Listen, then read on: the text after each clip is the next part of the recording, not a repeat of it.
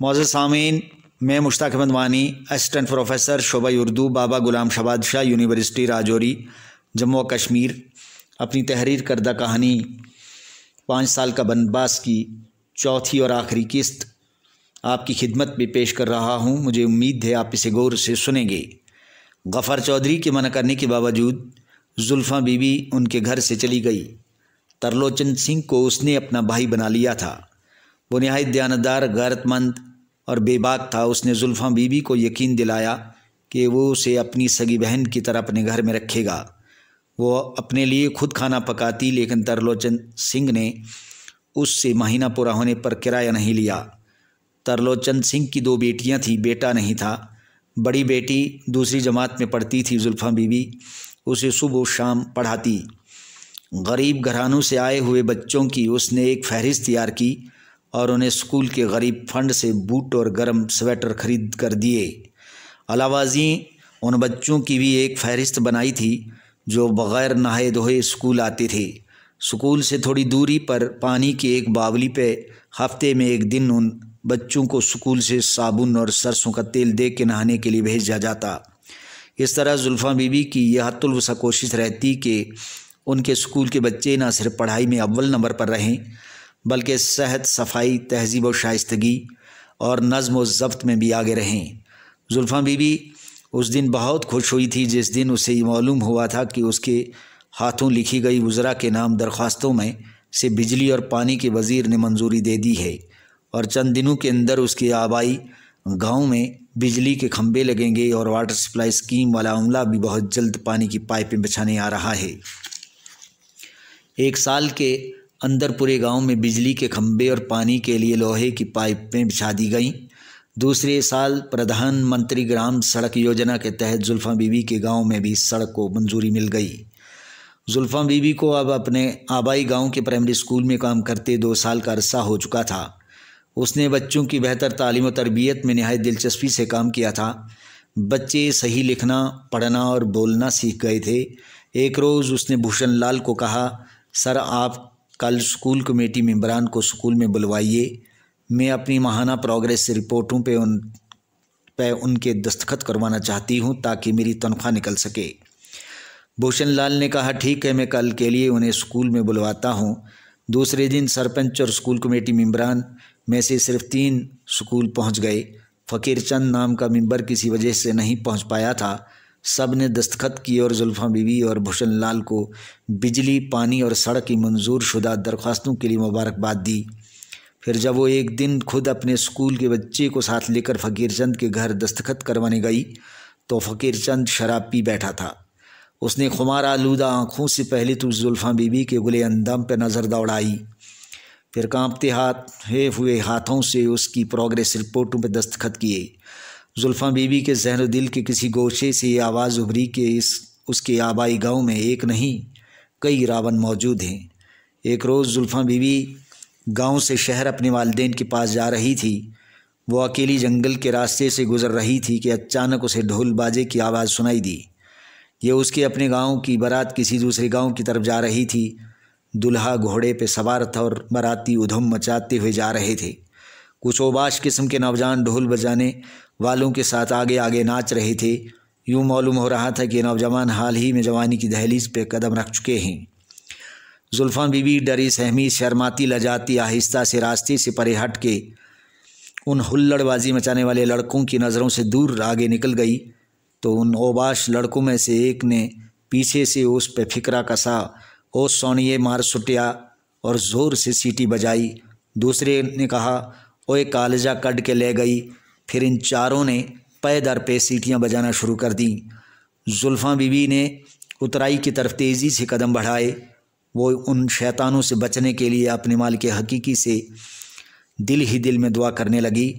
उसका दिल तेज़ी से धड़क रहा था। जब वो नीचे सड़क पर पहुंची और मिनी बस में सवार हुई तो उसे इत्मीनान क़ल्ब नसीब हुआ। घर पहुंचकर उसे देख वालिदैन और भाई बहन बहुत खुश हुए। माँ बोली, बेटी तुझ पे वारी जाऊँ। आज ही रात को ख्वाब में आई थी। दोनों माँ बेटी एक दूसरे से बगलगिर हुई। अमानुल्लाह ने पूछा, बेटी कैसी हो, खुश रही ना? जुल्फ़ा बीबी ने कहा, हाँ पापा, खुदा के फजल से अभी तक तो खुश व खुर्रम हूँ, बस आप वालिदैन की नेक दुआओं की मुझे अशद ज़रूरत है। रात को जब सब खाना खा रहे थे तो अमानुल्लाह ने जुल्फ़ा बीबी को कहा, बेटी KAS के लिए फ़ार्म भरे जा रहे हैं, तुम भी फ़ार्म भर लो।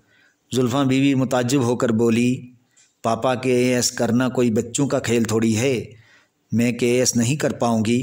अमानुल्लाह ने तसल्ली देते हुए कहा, सुनो बेटी, तुम अगर मेहनत करोगी तो हर हाल में KAS का इम्तिहान पास कर लोगी, बशर्ते कि तुम मेहनत करो। और फिर मेरी ये बात याद रखो कि हर नया दिन आदमी के लिए अच्छा या बुरा मुकद्दर लेकर आता है। बाप के इसरार पर जुल्फ़ा बीबी ने KAS का फार्म भर दिया। उसने KAS से मुतलिक तमाम किताबें खरीदी, उन्हें दिन रात पढ़ती रही। स्कूल में ड्यूटी देने के बाद वो रात को देर तक पढ़ती रहती। अलबत्ता कुछ दिन से उसके बिस्तर में पिस्सों के दखूल से उसे बड़ी बेआरामी हो रही थी। वो जो ही सोती तो उसे अपने मखमली वजूद पे सरसराहट सी महसूस होती। फिर जिस दिन उसने पूरे कमरे में कीड़े मार दवाई का छिड़काव किया तो उस रात उसे किसी हद तक आराम की नींद पड़ी। सुबह जब उसकी आंखें खुली तो धूप आंगन में उतर आई थी। उसे अपनी नमाज फ़जर के क़ज़ा हो जाने का एहसास हुआ। वो उठी और चाय नाश्ता करने में लग गई। उसके बाद स्कूल चली गई। स्कूल में हस्ब मामूल उसने प्रार्थना के बाद बच्चों की सेहत सफाई और उनकी वर्दी के अलावा वक्त की पाबंदी पर ख़ुसूसी लेक्चर दिया। उसके बाद जब बच्चे अपनी अपनी क्लासों में पढ़ाने चले गए तो उसने हाज़िरी रजिस्टर उठाया और बच्चों और 5वीं क्लास में पढ़ाने चली गई। क्लास में एक लड़के के माथे से खून बह रहा था। वो ज़ोर ज़ोर से रो रहा था। जुल्फ़ा बीवी उसे देखकर घबरा गई। उस लड़के को चेतराम नंबरदार के लड़के ने क्लास में आते वक्त ज़ोर से धक्का मारा था, जिसकी वजह से वो दीवार के साथ टकरा गया था। ज़ख्मी लड़के को मरहम पट्टी करने के लिए स्कूल ऑफिस में ले जाया गया। नंबरदार के लड़के को जुल्फ़ा बीबी ने अपने करीब बुलाया। उसे पूछताछ करने के बाद कसूरवार पाया और उसे खूब पीटा। लड़के ने ज़ोर ज़ोर से रोना शुरू किया और फिर अपना बस्ता उठाकर घर भाग गया। घर में माँ बाप से जुल्फ़ा बीबी की शिकायत की। अपनी सुरीन पे पड़े डंडे का निशान उन्हें दिखाया।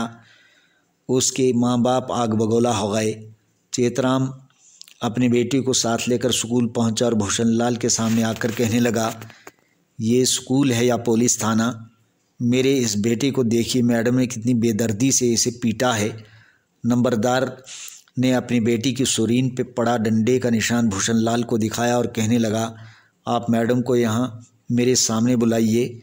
ये मैडम अपने आप को क्या समझती है? हमने अब बच्चे स्कूल पढ़ाने के लिए भेजे हैं, मरवाने के लिए नहीं। भूषण लाल ने जुल्फ़ा बीबी को स्कूल ऑफिस में बुलवाया। वो आई और नंबरदार ने अपने बेटे की तरफ इशारा करते हुए कहा, मैडम आपने मेरे इस बेटे को बड़ी बेदर्दी से पीटा है। बच्चे शरारतें करते रहते हैं, फिर क्या हुआ था? आपकी ये वहशियाना हरकत आपको नुकसान पहुंचाएगी। जुल्फ़ा बीबी ने जवाब दिया, नंबरदार साहब आपका बेटा बहुत ज़्यादा शरारती है, इसने एक लड़के को लहूलुहान कर दिया था। आप भी अपने बेटे को समझाइए कि स्कूल में शरारतें ना करे। नंबरदार ने कहा, मैडम आप अभी नई हैं, आपको मालूम नहीं कि कानूनी तौर पर एक टीचर बच्चों को मार पीट नहीं सकता, इसलिए बच्चों को मारने पीटने से बाज आ जाइए वरना बहुत बुरा होगा। भूषण लाल ने मन्नत समाजत करके मामले को रफा दफा कर दिया। जुल्फ़ा बीबी चेतराम नंबरदार के नाशाइस्ता रवैये पे काफ़ी शर्मसार हुई। उसने सब्र व तहम्मुल का दामन थामे रखा। वो अपने मामूलात के मुताबिक काम करती रही। चेतराम नंबरदार ने खुफिया तौर पर जुल्फ़ा बीबी को परेशान करना शुरू कर दिया। वो उसके खिलाफ़ चीफ़ एजुकेशन दफ्तर में जाकर शिकायतें करता कि मैडम स्कूल से गैर हाज़िर रहती है। कभी ये शिकायत करता कि वो टीचर्स फोरम की मीटिंगें करती रहती है। गर्जे कि उसने जुल्फ़ा बीबी को हर तरह से परेशान करने में पूरा ज़ोर सरफ कर दिया। जुल्फ़ा बीबी के ख़िलाफ़ कभी जोनल एजुकेशन ऑफिसर और कभी चीफ़ एजुकेशन ऑफिसर इंक्वायरी की नोटिस जारी करता। जुल्फ़ा बीबी उस दिन बहुत खुश हुई थी जिस दिन उसने KAS का पहला इम्तिहान पास किया था, और बाद में जब उसने दूसरा इम्तिहान भी पास कर लिया तो उसकी निगाहें बेसाख्ता तौर पर खुदा का शुक्र बजा लाने के लिए आसमान की जानिब उठ गई थीं। अब बहैसियत रहबर तालीम उसके 5 साल पूरे होने में कुल 2 माह बाकी रह गए थे। इन्हीं 2 महीनों के दौरान उसने KS का इंटरव्यू भी दे दिया। 2 महीने के बाद अब अखबार में उसने KS के कामयाब उम्मीदवारों की लिस्ट में अपना नाम पढ़ा तो वो मबहूत होकर रह गई। उसे यकीन नहीं आ रहा था कि वो वाकई KS कर चुकी है। उसके वालिदैन, भाई बहनें, उसके ख़ानदान वाले और उसकी सहेलियों ने उसकी कामयाबी पर बहुत ज़्यादा खुशी मनाई थी।